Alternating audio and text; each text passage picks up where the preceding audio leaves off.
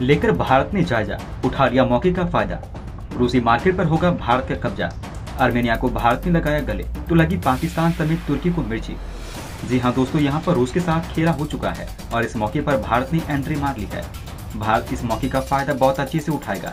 हथियार क्षेत्र में जिस तरीके से रूस ने अपनी पकड़ बनाकर रखी थी, सारी की सारी पकड़ रूस की धरी रह जाएगी और हथियार के क्षेत्र में भारत एक बेताज बादशाह बनकर उभरेगा।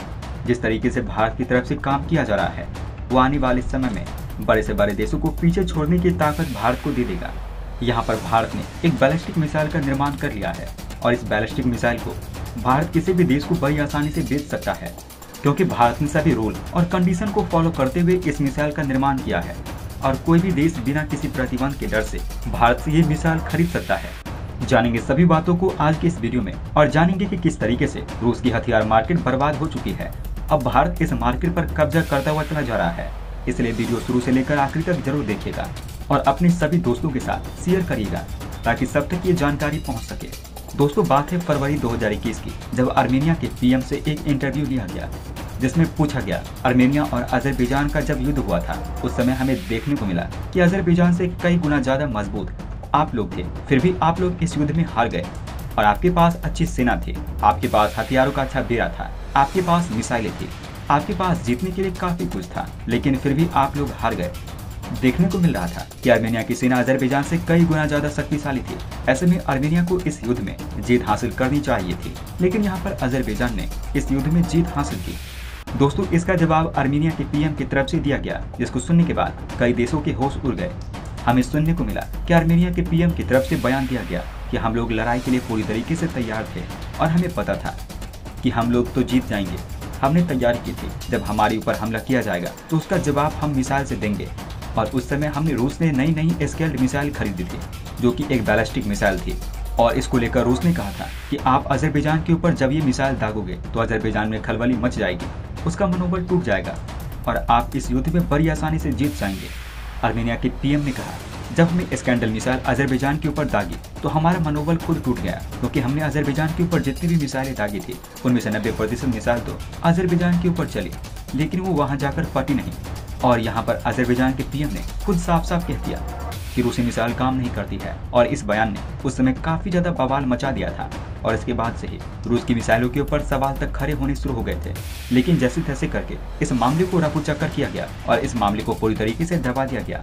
दोस्तों, ये मामला फिर से तब उड़ता हुआ दिखाई दिया जब रूस और यूक्रेन का युद्ध शुरू हुआ।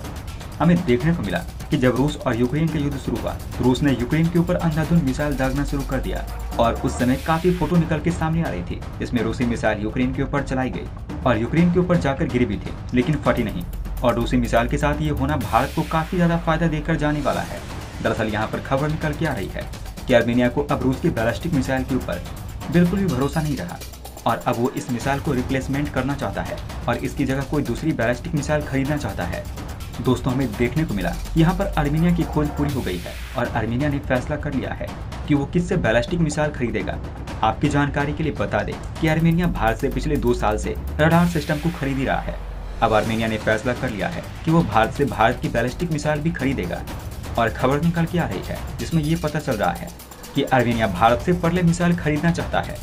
बात सिर्फ यहीं पर खत्म नहीं हो जाती है। आने वाले कुछ समय में हमें देखने को मिलेगा कि आर्मेनिया भी भारत की तरफ आ गया है और भारत के पर्ले बैलिस्टिक मिसाइल खरीदने का फैसला कर रहा है।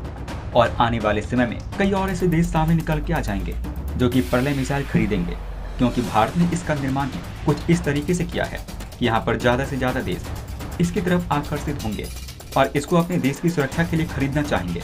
दोस्तों, दुनिया में जितने भी MTCR देश हैं, यानी कि मिसाइल टेक्नोलॉजी कंट्रोल रिज्यूम जितने भी हैं, इस सदस्य के संगठन देश हैं जैसे अमेरिका और भारत इसके सदस्य हैं। भारत अमेरिका को और अमेरिका भारत को मिसाइलों की टेक्नोलॉजी दे या ले सकता है और मान लीजिए कल अमेरिका पाकिस्तान को मिसाइल टेक्नोलॉजी देने की सोचता है तो यहाँ पर अमेरिका ऐसा नहीं कर पाएगा, क्योंकि पाकिस्तान MTCR सदस्य नहीं है।